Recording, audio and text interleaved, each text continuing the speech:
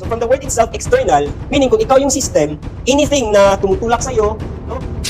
Sabi ko kanina, no? If P cross Q pataas, kung babaliktarin mo yan, ito siya, by principle of transmissibility, ilipat ko siya dito, at this point, ibig sabihin yung component niya is along X and Z lang. So ito yung component niya sa Z. Hi, I'm Sir Engineer AJ. This is Vector Mechanics for Engineers Statics. Chapter 3, Part 2, Equivalent System of Forces. Moment of a force about an axis.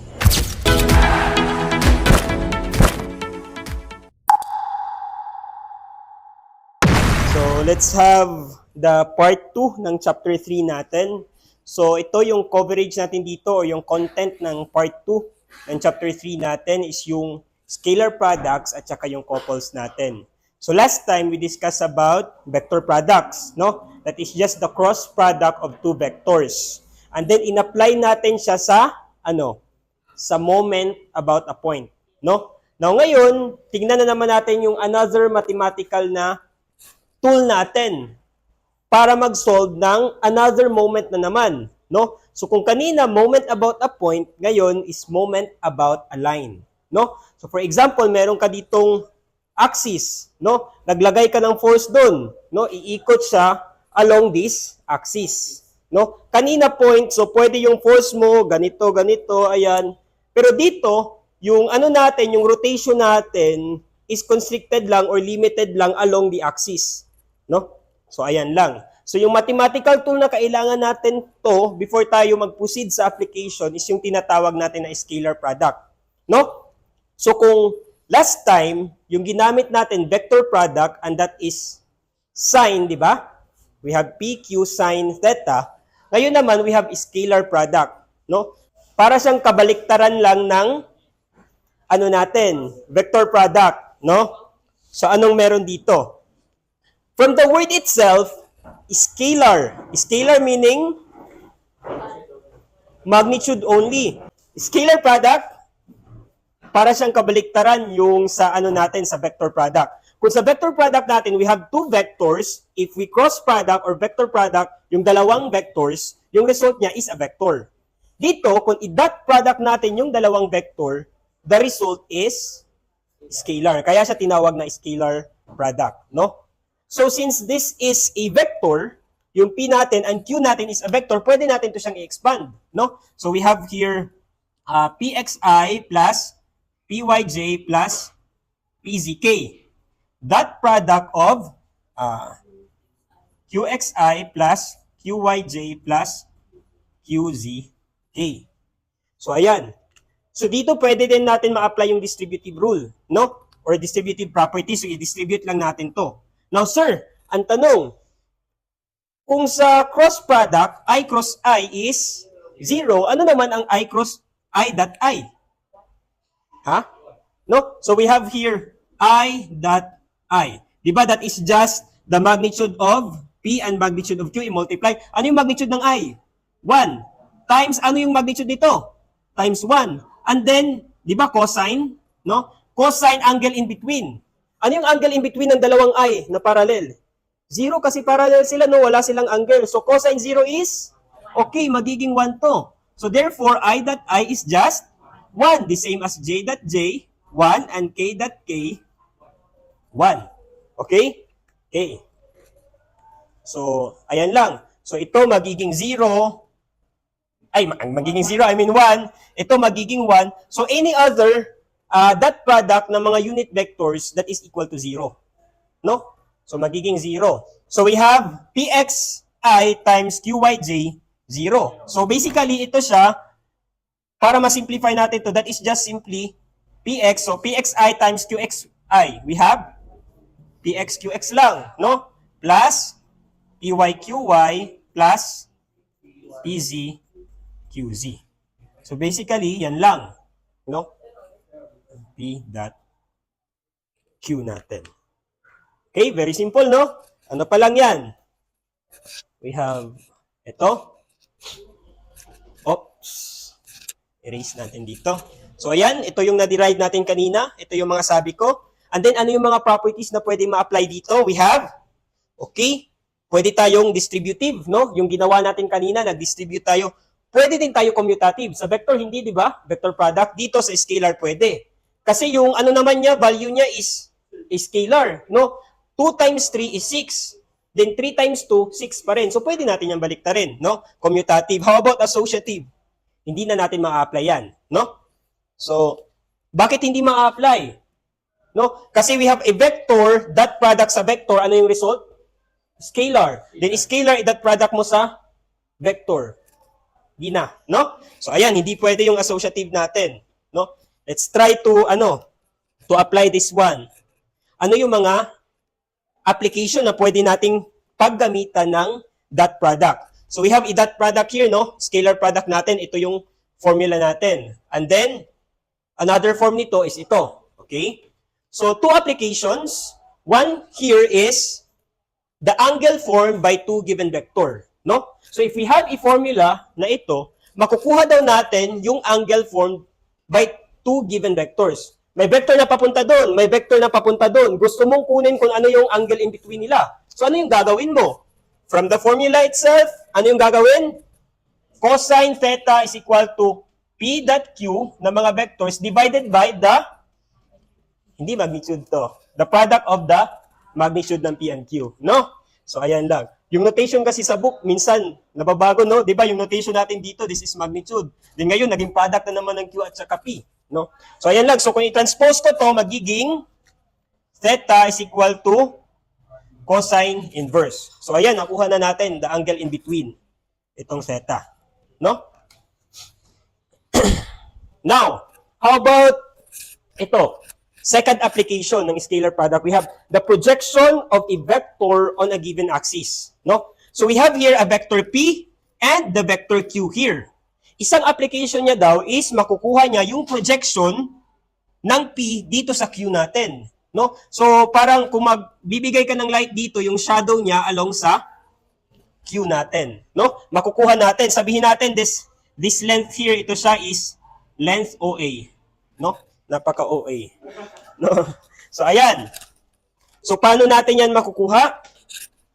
So, kung makikita nyo, this one here forms a right triangle, tama? And this one here is adjacent. So, therefore, ano yung OA natin? OA is simply just, okay, P cosine theta. Okay? Now, ano ulit yung P dot Q natin? P dot Q natin, that is equal to PQ cosine theta, no? Now, kung papalitan ko to, P cosine theta, ito, P cosine theta, no? This becomes Q times OA, no? OA, yung segment OA natin. Sabihin na lang natin segment OA yan. Segment OA, no? So, if you want to get OA, ano yung gagawin? So, OA is just equal to vector P, dot product, vector Q divided by the magnitude of Q. So, ayan, nakuha na natin yung projection ng P sa Q natin, no? This length here, using only the scalar product, no? So, ito lang yung formula. Now, remember, anong ibig sabihin nito? That is our lambda, no? And that lambda here is along sa Q natin, no? So, kung meron tayong lambda na papunta doon yung lambda natin, no? So, yung OA natin can also be written as the dot product of P and lambda, no? So, ayan lang. Klaro? Klaro so far? Sige. Let's proceed. Ito. Ano to? Mixed triple product. So, kanina may cross product, ngayon may dot product. Ito naman, merong mixed triple product, so combination ng tatlo. So, ano yung ibibigay niya dito? Now, yung cross product natin, hindi ko nasabi kanina, no? If we have P papunta doon, and then Q papunta doon, P, Q, and the angle in between nila is theta, ano yung gagawin pa P cross Q, di ba? Ayan, paganyan lang, no? And then, papunta doon. So, ayan. Using the right-hand rule, malalaman natin kung saang direction yung vector sa pag-cross product natin ng P at Q, going up. But we don't know the magnitude. So, from the figure, ano yung makikita nating magnitude dito? Yung magnitude nito, yung length nito, is equivalent to the area formed when we draw a parallelogram, no? So kung ano yung area na makuha mo dito, for example, ito 3, then ito 2. 3 times 2, that is the magnitude of this length. No? So ayan yung cross product natin. No? Yan yung parang physical na ano ba? No? Now, dito sa ano tayo? Dito sa mixed triple product natin. No? We have S dot quantity P cross Q. No? So isolve natin to. P cross Q, ano yung makukuha natin dito? Its magnitude is equivalent to this one, the area of the parallelogram here. Now, yung dot product natin, di ba P cross Q, yung magnitude niya is yung area dito. So, kung i-calculate mo yung area dito, that is the same length as with here. No? Tama? And this one here is a vector. Okay? So, this vector and this vector S, if i-dot product natin yan, yung makukuha natin dito is yung length nito. No? Now, kung yung nakuha natin is yung area nito and length nito, i-multiply natin yan, area nito times the height nito, ano yung makukuha natin? No? Now, recall tayo sa geometry natin sa high school. Paano natin kukunin yung volume ng parallelepiped? Diba that is just the area of the base times the height? No? Now, ano yung height natin dito? This height here is this projection here. No? So, this height times the area ng parallelogram sa base natin, that is the volume of the parallelepiped or parallelepiped. Saan ba na mag-pronounce? No? So, ayan lang. So, the mixed triple product gives us the volume of the parallelepiped. Parallelepiped. Hindi ko sure anong pronunciation nun. No? So, klaro? Klaro, proceed tayo. Now, we have here. We define the moment MOL of F about OL as the projection OC of the moment MO onto the axis OL. No? So ito, naghanag ko ano yung tongue twister, no? So ayan. Now, so imagine we have a point, no? And then meron tayong force na papunta doon. That force here is, pwede tayong gumawa ng moment about a point, no? Its moment about point O is yung MOL natin, no? So MOL. Now we have another vector here, our lambda. Our lambda is directed along the line OL natin, no? Then ano yung sabi natin dito? If i-dot product natin yung lambda at saka MO natin, ano yung makukuha? Di ba that is the projection of yung M natin dito sa lambda natin, no? So ayan. So basically, itong lambda.mo natin, yung MO natin, di ba, paano natin kunin yung moment? Kanina sa discussion natin, that is R cross F lang. Tama?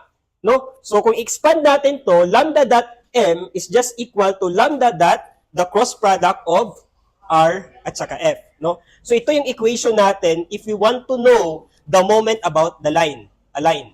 No? Moment about a line. Klaro? Again. No? So, kanina, yung hinanap natin, kaninang umaga yung discussion natin, yung hinanap natin is moment about a point. So, point lang yan. So, kung meron kang force and then meron kang R, makukuha mo yung moment about a point. No? Makukuha mo yung moment about a point. Now, yung moment ko, gusto kong malaman ano kaya yung component ng moment ko along this line. Paano ko makukuha? No? Di ba, the same as any vector, if you want to know the component is, anong gagawin mo? I-project mo lang sa axis natin. No? So kung ito yung axis natin, i-project natin to, ano yung makukuha natin? No? Yan yung moment along the line natin. No? Moment along this axis. No? So paano natin kukunin yung projection ng moment natin, moment of a point, onto this line? Ano yung gagawin? That is just the dot product. No? Dot product ng ito at saka yung lambda natin. Gets? Okay na? No? Basta yung gusto nating hanapin dito is yung component ng moment natin o yung moment natin along this axis. Paano natin kukunin yung moment about a point, component niya dito sa axis natin dito? No? So ito yung nakuha natin, moment of a line ay moment about a point lang.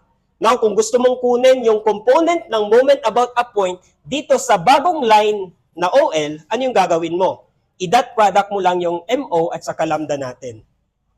No? Dinat product lang natin yung dalawa. And then yung MO natin, paano natin to kinuha? R cross F lang, di ba? So kung i-expand natin yan, ito yung formula natin dito. No? So ito yung formula na paulit-ulit natin na gagamitin sa topic na to. Okay? And for sure, may lalabas dyan sa exam na isa to. No? Kasi lahat ng topic dapat lalabas, no? And then kung lahat ng topic lalabas and then limited lang tayo ng time, so somehow, yung moment about a point, i-fuse ko na lang dito sa moment about a line. Di ba? Kasi yung moment about a point, kailangan mo naman yan para makuha mo yung moment about a line. No? So, ayan lang. Sige, medyo mahirap intindihan kapag walang example, no? So, let's have an example. We have a cube of side A is acted upon by a force P along the diagonal of a face as shown. Determine the moment of P. Determine the moment of P sa letter A about moment about A. So ano yung A natin? Is it a line? Is it a point? Oh, my God, line. No, point. It's a point here, no? So ano yung gagamitin nating formula kapag moment about a point? R cross F lang, no? So R cross F. So first we need to know saan tayo mag-origin, no? Say gayahin na lang natin yung sa book, no? Nag-origin siya at the very corner here, no? So ano yung formula natin? We have yung M natin is just equal to R cross F. That is the moment about point A. So, lagyan lang natin ng mga notation. No? So, to denote that yung R natin is from A to F, lagyan natin dito ng F with respect sa A. No? To denote na from A to F yung R natin. Ito yung R natin. No? And then, yung F natin dito is ito siya. Okay? So, ano yung R natin ulit? Paano natin kukunin yung R? R is, gagawa lang tayo ng pagdadaanan niya. I, J, K. No? So, ano yung pagdadaanan niya sa I? Straight. Sa K, pababa. Ay, sa K, sa J. No? And then K is 0. No? So, 0. So, ano yung R natin dito? We have, ano to? Okay, AI, no? We have AI, and then, plus ba? Minus AJ. And then 0, 0K, no? So, ayan lang. And then, cross product natin sa F. Ano yung F natin? P. So, ano yung, dapat naka-IJK. Ano yung IJK ng P natin? Given ba tayo ng magnitude ng P? Wala, no? So, ano yung vector P natin? Yung F natin is yung vector P natin. No? So, yung vector P natin is magnitude ng P times lambda. Lambda natin, no? Lambda na paganito. No? So, that is FC. No? FC. So, this is FC over FC. So, ayan lang. So, expand natin to. Yung P natin, so ano yung natin, IJK form ng FC natin? Ano ulit yung FC? From F papuntang C, no? So, ano yung X natin? 0, no? And then, pupunta siya sa Y. So, pupunta siya sa taas, and then, Z natin. So, ano yung value natin dito? 0I, and then yung J natin, plus AJ, then, minus AK. So, ito siya, square root of A squared plus negative A squared. No? So, expand natin to. We have P. Anong meron dito? We have AJ minus AK. And then ito, we have square root of 2A. Tama? Square root of 2A. So, ito, cancel, cancel, cancel. This becomes P over square root of 2J minus P over square root of 2A. Okay? Sige. So, sulat lang natin dito. P over square root of 2J minus P over square root of 2K. So, cross multiply. No? I cross J. I cross J. Positive K. So, we have AP over square root of 2 positive K. And then, I cross K.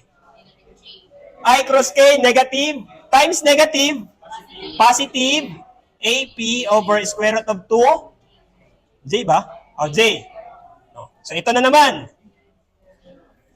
Okay, 0. Then ito, negative, negative, positive. J cross K, of positive. Positive, what? Positive, AP over square root of 2. Ay, ano yun? Ay, no, tama? So, ayan lang. So, i-simplify natin to. This is equal to AP over square root of 2 I plus J plus K. No? So, ito na yung sagot natin. Okay? Tama ba? Tama. Ha? Oh, wala given. No? Any questions? Klaro? Klaro so far? Sige, hindi pa tayo tapos. Meron pa tayong B. So, ayan lang, no? Moment about a point. So, yan yung kaninang discussion. So, next we have moment about AB. Ano ba yung AB natin? Is it a point, a line? Okay, it's a line. AB, no? So, this line here. Ito. Ayan. Wait lang muna. Ano yung nakuha nating ano? Ano yung nakuha nating moment? Moment about point A yun, no? Moment about point A. That is equal to AP over square root of 2 I plus J plus K. Now, yung tinatanong dito, ano daw yung moment ng P natin about this line? No? About that line. So, ano yung formula natin? Formula natin is moment about, sabihin natin line AB, ayan. Ano yung formula natin? We have lambda dot product ng moment about a point, no? So any point along the line yung hinahanap natin, any point along the line. Pwede tong B, no? Pwede din tong A, no? Tong A na lang yung gagamitin natin kasi nahanap na naman natin, di ba? So substitute lang natin. So itong moment at A, no? So mga vectors yan sila. So ano yung lambda natin? Sige daw. Looking here, ano yung lambda natin? Lambda natin. Yung lambda natin that is along this line, di ba? And then yung magnitude niya is 1 unit. So ano yung lambda natin? From A to B. Di ba yung definition ng lambda is just vector AB over AB. Tama? So ano yung vector AB natin? May component ba sa X? Meron. May component sa Y? Oh, wala. X lang. May component sa Z? Wala. Straight line lang. So ano yung value niya? Ha? A lang, di ba? A. That is AI lang. 0 yung J, 0 yung K. No? Now, how about its magnitude? That is square root of A squared lang. No? So, cancel to. No? So, that is equal to I only. No? That is I. Makikita mo naman, sa I lang yan. And then, alam mo na yung magnitude niya is 1 unit. So, therefore, 1I. No? 1I. So, that is 1I. So, I, i-dot product natin. Ano yung moment natin at A? This one here. No? So, i-multiply natin AP over square root of 2 I dot J dot K. No? So, I dot I. Oh! 1. I dot J. 0. I dot K. 0. So, therefore, yung answer natin is AP square root of 2. Oh! AP over square root of 2 lang. No? Oh, ayan. So, ito lang yung sagot natin. Okay? Scalar kaya. So, yung statics, para lang yan, nagli-learn ka mag-bike, no? Sa simula, lisod, bagayo na, no? Murag libog kayo, marami equations na dapat tandaan. Pero kapag manigulang na ka, tatanda ka na, no? Mura second nature na natin, no? Ano? After nyo, mag-higher years kayo, mag-fourth year na kayo, maiisip nyo na yung pinaka-easy talaga na ENS 161. Oh, tinood na. Totoo yun. Pinaka-easy na ENS 161. Ha? Oh, syempre. Syempre, kasi kung tama na kadari sa ENS 161, mo na ang pinakalisod, gawa na magkakapusid. No? Sige. Any questions? Wala. Erase natin. Another na naman. Let's try another. Now, how about, ano yung sabi niya dito? Ay, wala. Moment about AB pa lang. Next is moment about diagonal AJ. Oops. Unsaon man eh. No? So, itong line na to. No? Itong line na to. Ano ulit yung kailangan natin? Sa formula, we have the moment about line AG is just equal to yung kailangan nating lambda. Now, yung lambda natin is papunta na doon. It should always be along the axis, no? So, yung lambda natin dito is G with respect sa A, no? So, this is G with respect sa A natin. That product ng any moment on that line, no? So, ano yung moment dito on that line? Nakuha na naman natin itong point A, no? So, yan na lang natin gamitin natin, no? So, yung moment sa A natin. Okay? Now, paano natin kukunin yung lambda natin dito? Ano yung magnitude niya? Ano yung formula ulit? Formula ng G with respect sa A, that is just equal to A to G over the magnitude AG. So, ano yung A to G natin? A to G. So, paano ka pupunta from A to G ng I, J, K na pagkakasunod-sunod? No? So, straight muna kasi I. And then, bababa ka kasi Y. And then, pupunta sa likod kasi Z. So, ano yung value niya? We have positive what? AI, no? Positive AI, then minus AJ, then minus AK, square root of ano? Square root of 3A. Tama? No? Kaya square root of A squared plus A squared plus A squared. Diba? 3A squared. No? So, hindi mapapalabas yung 3. Okay? So, ay, makancel pala to. Cancel. So, this becomes 1 over square root of 3 I minus J minus K natin. Very simple. No? So, ayan. Sulat natin dito. 1 over square root of 3 I minus J minus K times ano yung ano natin dito? Ano pa yon? That is AP over square root of 2 I plus J plus K. So, ayan lang. So, multiply natin to. This becomes AP over square root of, okay, square root of 6. So, ayan. So, ito, kung i-distributive natin to, ma-0, 0 lang naman, no? So, diretso na lang natin. 1 times 1. 1, no? Negative 1 times 1. Negative 1. And then negative times positive, negative 1. So, cancel to, yung matitira, this becomes AP square root of 6 negative. No? Tama ba? O, tama. No? Klaro? So, yung mga bayo ninyo ba kay parang naliwanagan? Kanina kay bugot kayo naminaw. No? Kaya ra? Kaya kayo. Now, ito. Determine the moment of P perpendicular distance between AG and FC. No? Now, tinatanong dito na yung FC natin at saka yung AG natin, ano daw yung perpendicular distance nila? No? So, kung si P papunta doon, si G papunta dito, so ano yung perpendicular distance nila? Ano yung green na length dito? No? So, paano natin yan makukuha? Ano yung length natin dito? Sabihin natin ito, no? So, this one here, perpendicular dito, ito din perpendicular dito. Basta ma-imagine nyo na perpendicular, okay? So, ayan. Paano natin yan makukuha? May papunta doon, then yung AG papunta doon, and then yung perpendicular distance natin dito. Paano natin makukuha yan?